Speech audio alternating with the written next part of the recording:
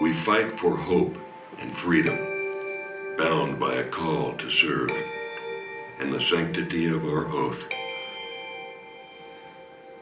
I knew that I wanted to be in the infantry because to me that was the epitome of what it meant to be an American soldier. I wanted a challenge, and I asked myself then, as I asked many, many times after that, do I have the guts and brains to be an infantryman? And I can remember standing there asking myself, do I want to write and read about other people participating in history, or do I want to be an active part of whatever future this country was going to have?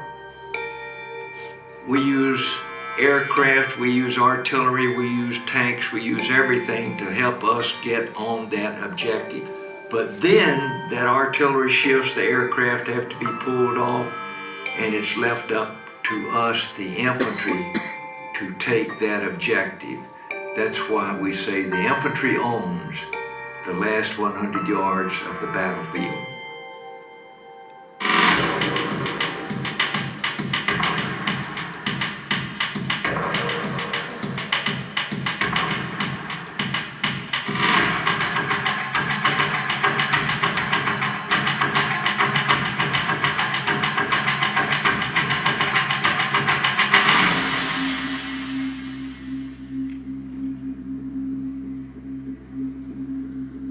Despite the hooting and hollering, I saw the raw fear behind the smiles, thinking that we were about to be dropped into the middle of an Al-Qaeda stronghold, and that some of us might not make it back to the place we had just left.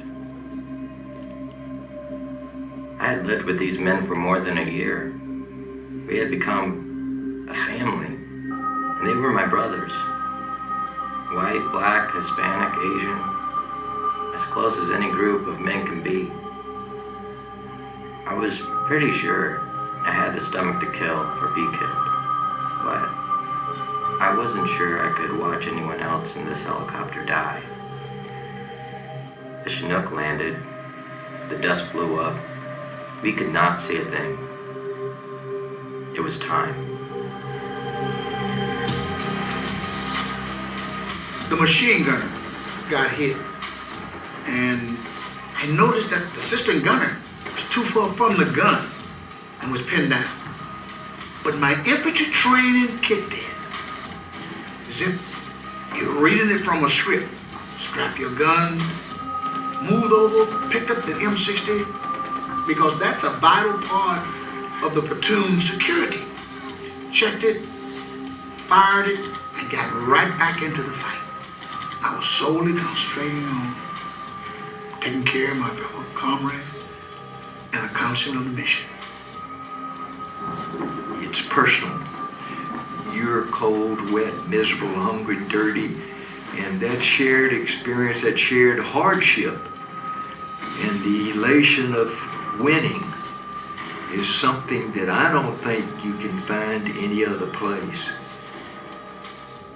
Camaraderie, the willingness to put your life on the line for a brother who is in harm's way at any given time.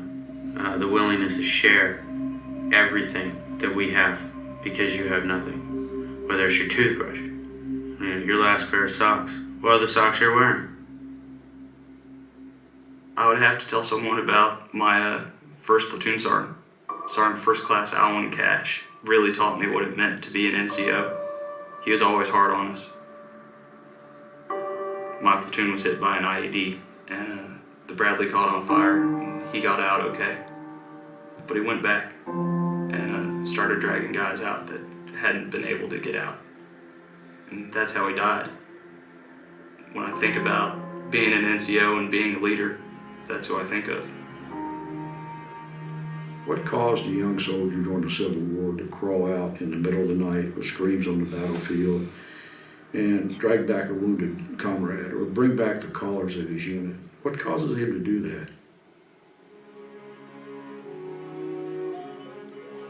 Many of our men are without shoes. The ground where we marched from Albany is marked with the blood of soldiers' feet. Our regiment has received but 2 months' pay for the 12 months past. Under all these disadvantages, no men ever showed more spirit of prudence.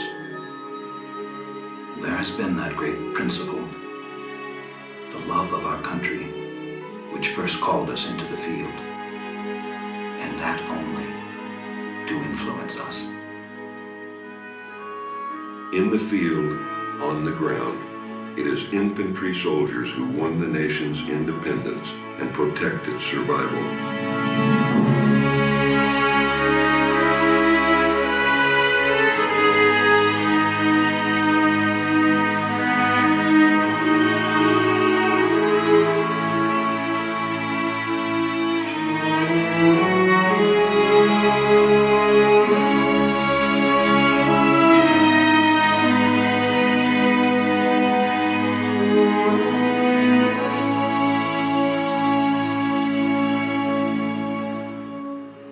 We rode the streetcar to the induction point. My father just looked straight ahead, then cleared his throat and said, "America has been good to us. It has given me 2 jobs. It has given you and your sisters an education. Whatever you do, uphold your family. Do not disgrace your country. And if you must give your life, do so with honor." I knew exactly what he meant. I said, "Yes, sir. Goodbye."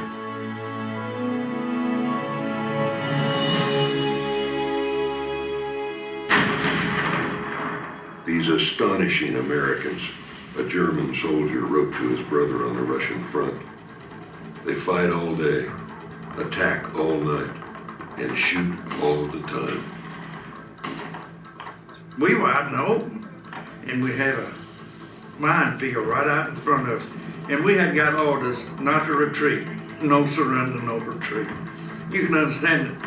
And we all hadn't been out of school long, and now we are fixing to stop the whole German army. And I would dang if we didn't do it. We stopped them.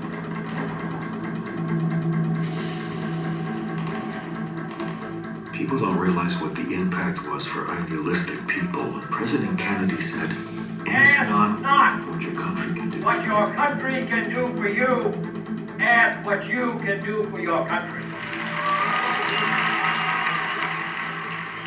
That kind of thing was just so meaningful to people in my generation. Something a lot of people don't understand is that when we went to Vietnam, I was willing to go. This was my thing, for my country. I don't think men can go to war and risk their lives if they don't see themselves as doing something meaningful. We have it in our hearts to do what we have to do, but we also know that without the strength of our families, we really couldn't be as strong as we are. They do it because they know that there is a reason and a mission that they're carrying out, and that they're a small piece in a way bigger picture. They go in the name and the cause of we the people. They work for us and go where we send them. They rotate back into the line of fire. They replace and remember their fallen brothers. They love, and yet repeatedly they leave their daughters and sons to take on the mission, our mission. The purpose of the military under civilian control is to defend the Constitution of the United States. We serve the American people, clearly understood by every soldier. That's what we do. We fight for hope, an infantry sergeant says, and the noble idea that freedom from tyranny is a basic human right. We are the force to do that, he continues, and my brothers pay the price. Though I witness pain and anguish, I see too the best of the human condition: loyalty, self-sacrifice, and the love that the brotherhood of arms evokes.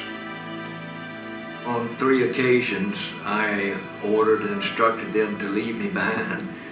And Wallace and Pollock never had any thought of leaving me behind.